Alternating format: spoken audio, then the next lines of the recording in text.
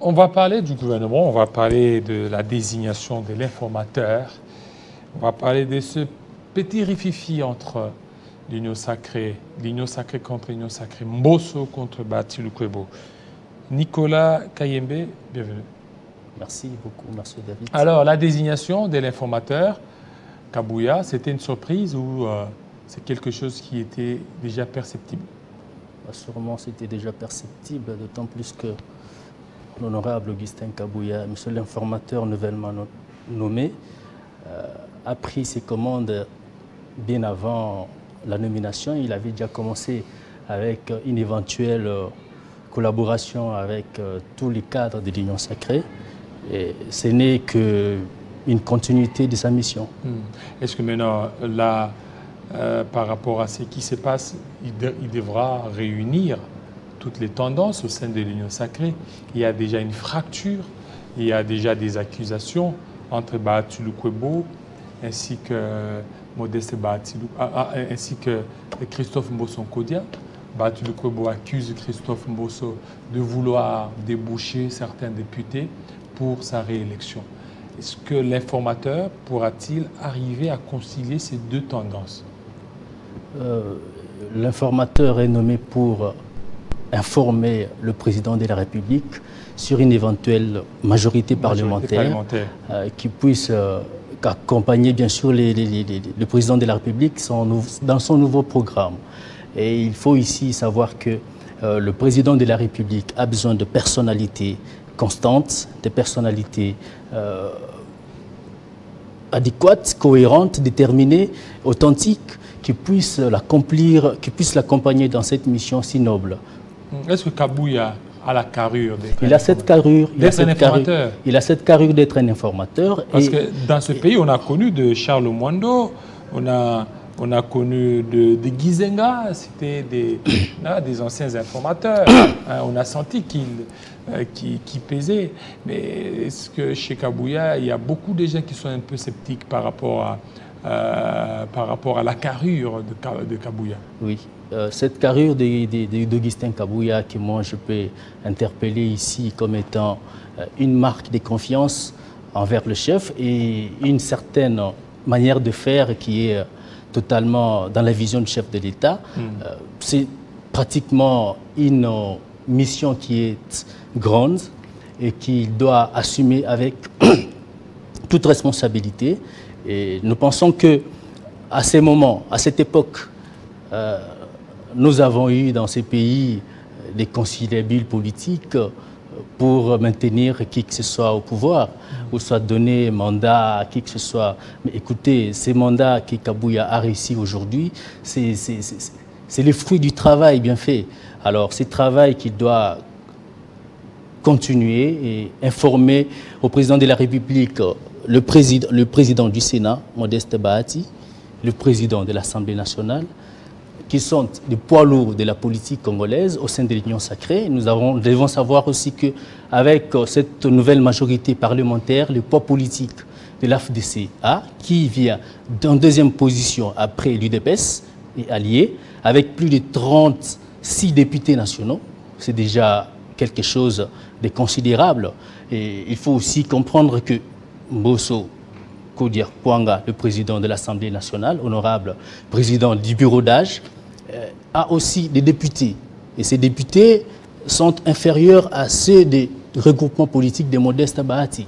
Donc, dans la considération du poids politique et dans cet engagement que le nouvel informateur a pris dans cette disposition de faire des actes d'engagement pour les députés nationaux qui voudraient bien accomplir la vision du chef de l'État, c'est quelque chose de très encourageant. Alors, mais qu'est-ce qui se passe entre les deux? Christophe Mbosso, qui veut lui aussi revenir comme président de l'Assemblée nationale, Bahati Lukwebo, qui accuse Christophe de vouloir débaucher au sein de la FDC et de d'autres composantes. Écoutez, la cartographie politique... Il n'y a pas de confiance entre ces acteurs. Il y a confiance, mais il y a la réalité politique. La réalité politique, c'est la loi qui l'emporte. Quand vous débauchez les députés qui sont élus sur une liste d'un parti quelconque, Vous savez vous-même ce que la Constitution dit quant à ça. Ce n'est pas une belle optique ou soit une bonne option de pouvoir débaucher les députés pour accompagner le chef de l'État. Non, les députés sont élus pour plutôt représenter la population à la base. C'est ce que nous avons vu avec ces programmes, ces projets et le jeu que le président du Sénat a eu à mettre en place. Aujourd'hui, nous avons le centre numérique du Sénat qui est en connexion directe avec toutes les assemblées provinciales de chaque province de notre pays. Et ce centre numérique réside une certaine confiance à la base. Cette politique de la base qui est trop vulgarisée dans la vision du chef de l'État, c'est quelque chose de beaucoup trop axé par rapport à tous ces axes qu'il a eu à émettre dans... Alors, maintenant, Bahati Lukwebo qui est là.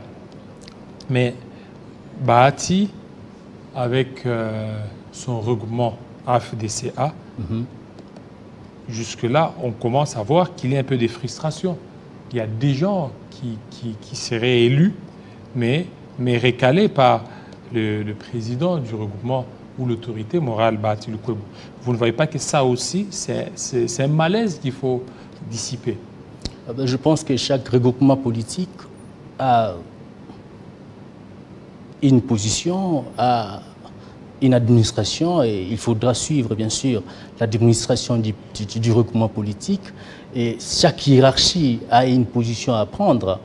Quand vous êtes élu avec des preuves à l'appui, que vous avez remporté vos élections, carrément amenez vos preuves au regroupement.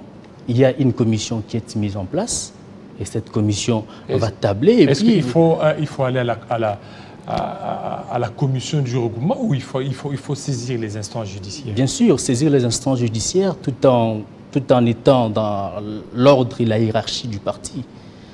Bien sûr, on ne peut pas amener tout le monde à la Cour constitutionnelle pour pouvoir revendiquer ses droits. Mais dès lors qu'au niveau du parti, vous n'arrivez pas à vous entendre, vous pouvez aller au niveau de la Cour constitutionnelle. Écoutez, au niveau du parti, il y a des preuves qu'il faut amener. D'autant plus que vous n'avez pas amené de preuves, on ne peut pas vous autoriser d'aller au parti, à la Cour constitutionnelle. Nous devons nous-mêmes, entre frères, camarades, nous rendre compte que vous êtes réellement élus, et puis directement nous envoyons nos recours à la Cour constitutionnelle. Ça doit se faire en famille, c'est la famille politique, c'est comme ça. Alors, d'autant plus que vous n'en avez pas amené, et puis vous ne pouvez pas prétendre être victime d'une certaine injustice. C'est ce qui est totalement faux. Oui, mais déjà, on commence à voir, il y a des démissions, il y a des jeunes qui démissionnent parce qu'ils ne se retrouvent pas, surtout quand ça concerne la décision du parti. Écoutez, la démission, c'est un acte citoyen, c'est totalement libéral, d'autant plus que vous trouvez que vos convictions ne marchent plus avec celles de l'autorité du parti, vous ne pouvez que démissionner, c'est tout à fait normal. Oui, mais ils démissionnent parce qu'on a voulu le mettre de côté alors qu'ils ont gagné. Non, c'est la CENI qui met de côté, ce n'est pas les regroupements politiques qui mettent de côté, c'est la CENI. Alors nous, avec ce que vous nous amenez, vos PV, nous allons amener ça à la Cour constitutionnelle. C'est comme ça, c'est dans chaque parti, ce n'est pas seulement dans l'AFDC, il y a eu des recours dans plusieurs partis de la République. Dans plusieurs partis, regroupements politiques, il y a eu des recours.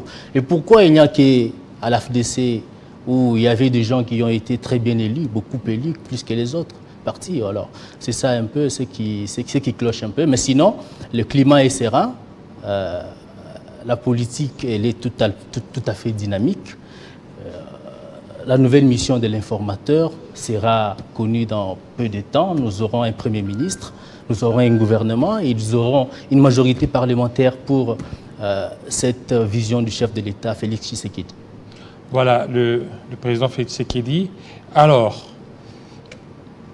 le profil d'un Premier ministre, selon vous, est-ce que vous l'auriez aussi, vous vous attendez à occuper ce poste-là de Premier ministre ou de président de l'Assemblée nationale?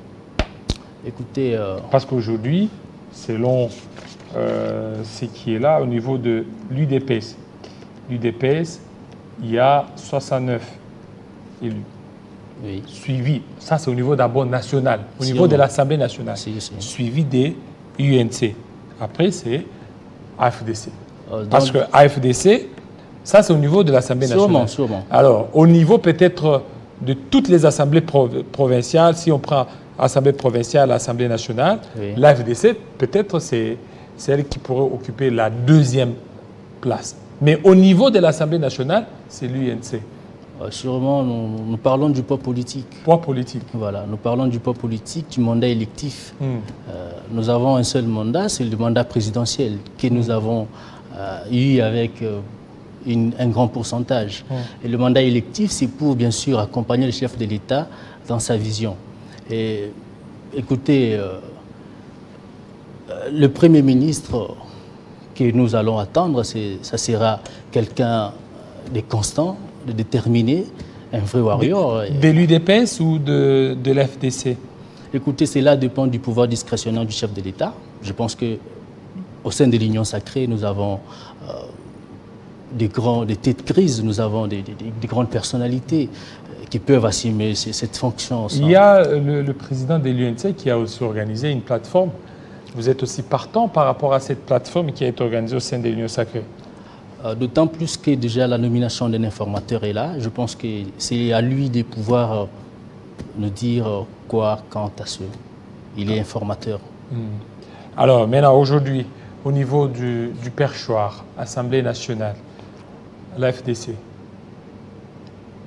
Nous avons. Oui. Écoutez. Vision de la FDC. La FDC, c'est quoi? Qu'est-ce que maintenant la FDC aujourd'hui peut encore attendre? Le Sénat, l'Assemblée nationale ou la primature?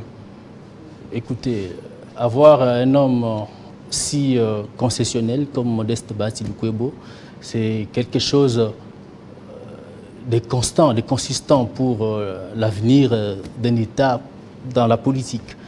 Et vous savez, aujourd'hui, avoir quelqu'un comme Jean-Pierre Mbemba, c'est une carrure politique immense qu'il faudra vanter devant les nations. Nous avons Augustin Kabouya lui-même, nous avons Vital Kamere, nous avons Mbosso, nous avons... Tous ces mondes sont unis derrière le chef de l'État pour accomplir, bien sûr, sa vision et que ce mandat soit encore... Vous voulez Jean-Pierre Bemba? Écoutez, Jean-Pierre Bemba a une carrure. Il est partant. Il a cette possibilité de pouvoir accomplir... Être Premier ministre? Toute tâche dépend de la connaissance. Il n'est pas majoritaire au niveau dépend de la connaissance. S'il faut tenir compte du poids politique, c'est la cinquième. Écoutez, la concessionnalité au sein de cette famille Union sacrée, hein, cette concessionnalité est une valeur d'esprit que beaucoup de politiques partagent. Aujourd'hui, nommer Jean-Pierre Bemba Premier ministre, nommer Bahati Lukwebo Premier ministre, nommer Mbosso Premier ministre, cela dépend du pouvoir discrétionnaire du chef de l'État. Et chaque famille politique devra s'incliner devant cette position prise par le chef de l'État. Merci. D'accord, merci. Merci à toi, Nicolas Kayembe. Merci à vous, fidèles téléspectateurs. Vous avez été nombreux. Restez branchés sur Télé 50. Tout à l'heure, c'est la grande édition de Bédrine Kenge. 19h à Kinshasa, à 20h dans l'est de la RDC. Portez-vous très bien, à très bientôt.